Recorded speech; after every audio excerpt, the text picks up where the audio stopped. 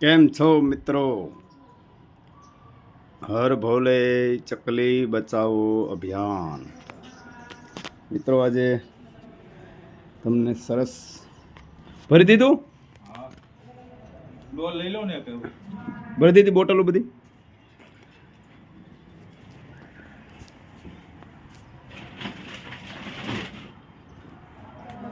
દર વર્ષની જેમ આ વર્ષે પણ શાકભાજી ધાબે વાવેલી છે. જુઓ એ થોડી મોટી થઈ રહી છે. દૂધી, અલગ અલગ શાકભાજી, ભીંડો, ગુવાર, ઘર પૂરતું શાકભાજી મળી રહેતું હોય છે. અને પક્ષીઓ માટે જીતુભાઈ ચણ ભરી દીધી. જીતુભાઈ આજે ચણ ભરી છે. પક્ષીઓના બર્ડ ફીડર કુંડા ભરાઈ ગયા છે. પુદીનો છે ને? હા, પુદીનો અલગ અલગ બધી ઝાડવાઓ સાથે ધાબે બર્ડ ફીડર પક્ષીઓ ચકલીઓ માટે ભરાઈ ગયું છે.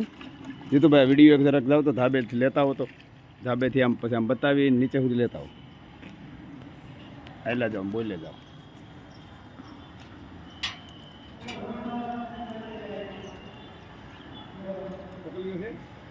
નહીં, ચકલીઓ માટે આ સૈન નાખેલી છે.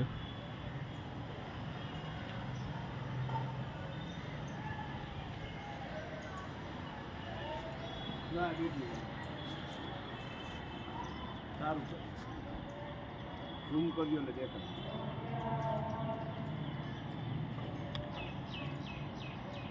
જો અહીંયા બર્ડ ફીડર ભરાઈ ગયા છે અને ચકલીઓ વાટ જોવે છે. હવે ચકલીઓ વાટ જોવે છે.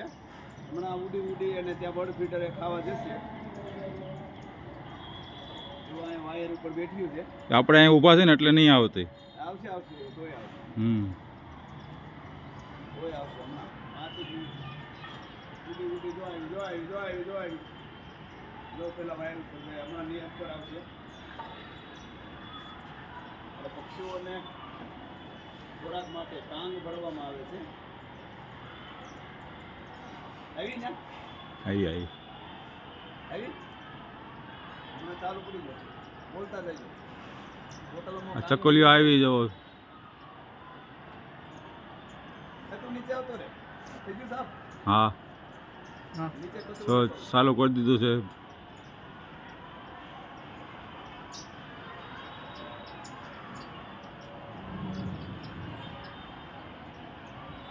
જો ખાવા મળ્યો ચકલીઓ. દવા લીધી ફેર પડ્યો? એવી ખાધી દવા નથી ખાધી? કેમ નહીં ખાધી?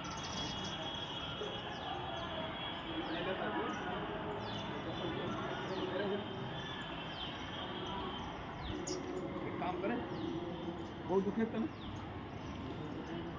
બહુ દુખે? આ બધું ચાક બકાલું છે. કાંઈ નહીં, ઓલે બોલમાં ખાલી માટી પડી ખાધી પાવડર. દવા ખાઈને લેવાની છે. ખાઈને ખાઈ લેજો ને.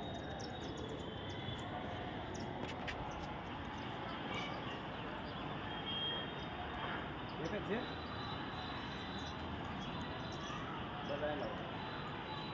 ચાલુ રાખો ને. ખાતો જ વિડીયો આવી ગયો હતો.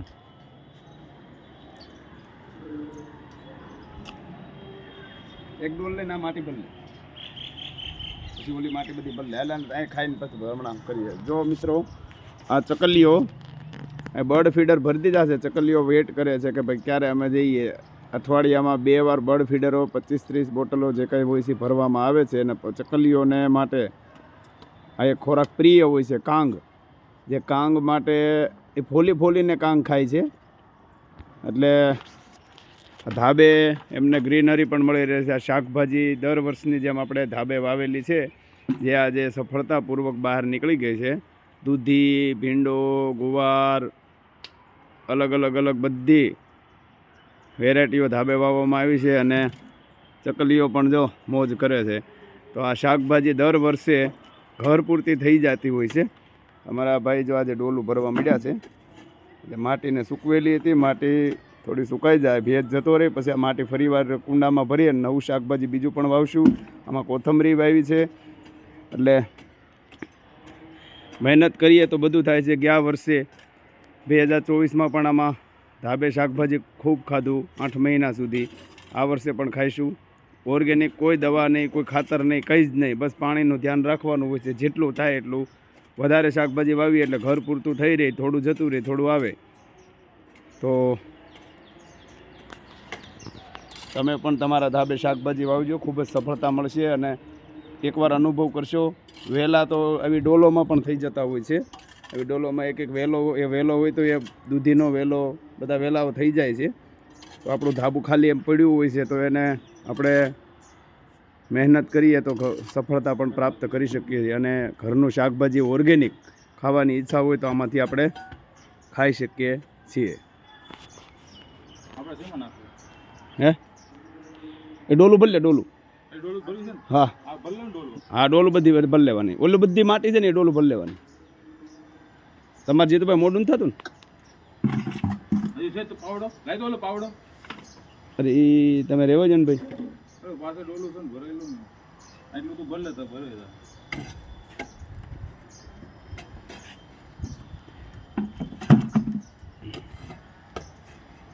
અમારા જીતુભાઈ જે પણ આમ પ્રકૃતિ પ્રેમી છે, એમને પણ આવું સરસ કાર્ય ગમે. પક્ષીઓને લગતું કોઈ પણ કાર્ય હોય છે, પક્ષીઓને માટે મહેનત કરતા હોય છે અને